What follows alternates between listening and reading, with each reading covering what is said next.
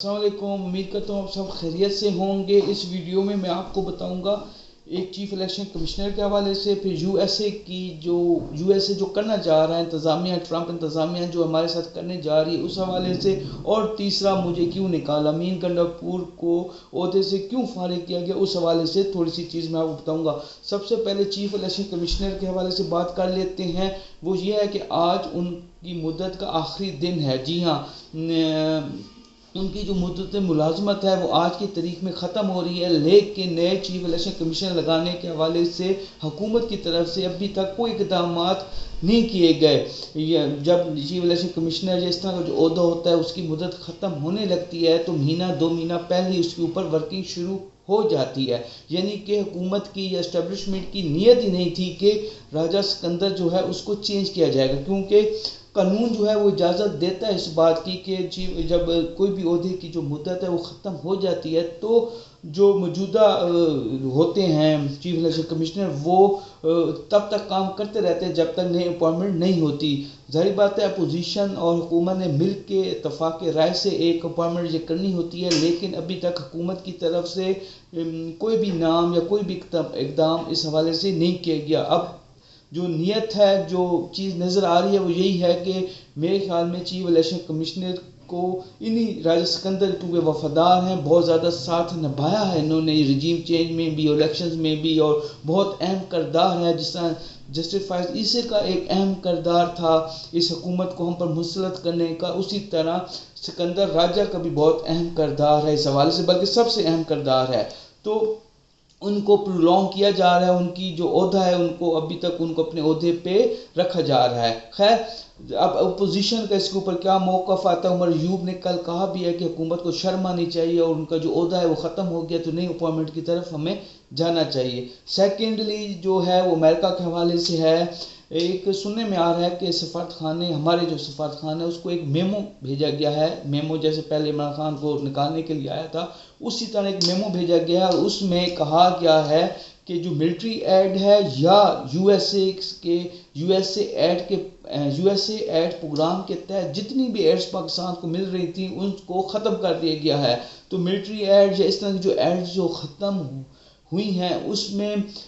پاکستانیوں کو گھبرانے کی ضرورت نہیں ہے میرے خیال میں، اس میں کیونکہ یہ جتنا پیسہ آتا تھا ایڈ کی مد میں تو یہ جو پیسہ تھا یہ کہاں لگتا تھا، یہ عوام پہ تو لگتا نہیں تھا، غریب عوام پہ یا ترقی پہ یہ لگتا نہیں تھا، یہ پیسہ ایم این ایز خریدنے پہ، سینیٹرز کو خریدنے پہ، الیکشنز مینیج کرنے پہ، قتل و غارت پہ، سمگلنگ پہ، ان چیزوں کے اوپر یہ پیسہ پاکستان جو ایڈ کی صورت میں آتا تھا لگایا جاتا تھا۔ تو ڈونلڈ ٹرمپ جو کہ آپ کو پتہ ہے کیوبا کے ساتھ اس نے کیا کیا، پھر کینیڈا کے خلاف جو بیان آیا، پھر غزہ، یعنی کہ وہ کتنا ایگریسو ہے ڈونلڈ ٹرمپ آپ کو پتہ ہے، تو انہوں نے فی الحال پاکستان کی جو ملٹری ایڈ ہے اس کو بند کرنے کا اعلان کیا ہے۔ اب حکومت کا موقف آئے گا اس کے حوالے سے، اس میں کتنی سچائی ہے وہ تو آنے والا وقت بتائے گا۔ تیسری بات جو میں نے آپ کو شیئر کرنی تھی وہ یہ تھی کہ مجھے کیوں نکالا۔ امین گنڈاپور کو اچانک، کوئی تاثرات نہیں تھے، کوئی اس طرح کی لابنگ نہیں ہوئی تھی، تو اچانک امین گنڈاپور کو کیوں اپنے عہدے سے، جو کے پی کے کا صدارتی عہدہ، ایک بہت بڑا عہدہ تھا ان کے پاس، پارٹی کی صدارت تھی ان کے پاس کے پی کے کی، تو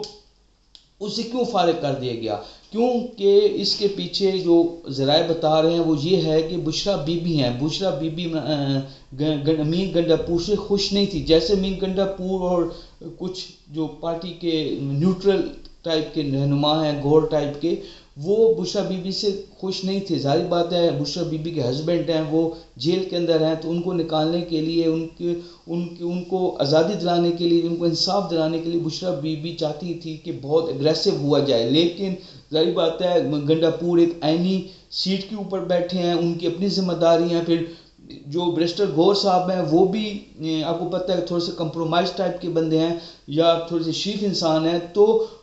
وہ جو سسٹم تھا نا جو بشرا بی بی کا اور امین گنڈاپور ان لوگوں کا، وہ چل نہیں پا رہا تھا، ان کی سوچ الگ تھی، گنڈاپور اور ان لوگوں کی سوچ الگ تھی۔ تو 26 نومبر کو جو چیزیں بہت زیادہ طے ہو چکی تھیں، بہت زیادہ رانا ثناءاللہ کی زبانی میں آپ کو بتا رہا ہوں کہ انہوں نے ایک پروگرام میں کہا تھا کہ اگر یہ سنجانی بیٹھ جاتے ٹیکسلا والی سائڈ پہ ادھر نہ آتے تو مے بھی عمران خان 4-5 دن کے بعد ریلیز ہو جاتے، تو چیزیں بہت زیادہ کلوز ہو چکی تھیں. لیکن 26 نومبر کو کہا جاتا ہے کہ مین گنڈاپور کی غلط پالیسی کی وجہ سے وہ چیزیں خراب ہوئیں اور پھر خون خرابی کی ایک ہولی آپ نے دیکھی. تو بشرا بی بی کا ہاتھ ہے امین گنڈاپور کو اس عہدے سے نکالنے کا. اور اب آگے جا کے کیونکہ اب جو عہدہ ہے صدر پارٹی کا وہ وزیر اعلیٰ سے بڑا عہدہ ہوتا ہے. اگر انٹرا پارٹی دیکھا جائے، پارٹی کے اندر دیکھا جائے، تو اس صوبے کی کا جو صدر ہے وہ وزیر اعلیٰ سے بڑا عہدہ ہوتا ہے. تو کیا آنے والے وقت میں مین گنڈاپور کو فارغ کیا جائے گا، جنید اکبر کو وزیر اعلیٰ بنایا جائے گا، وہ تو آنے والا وقت بتائے گا. لیکن فی الحال جو اطلاعات ہیں وہ یہی ہیں کہ بشرا بی بی گنڈاپور کے ساتھ ہیں. بہت شکریہ.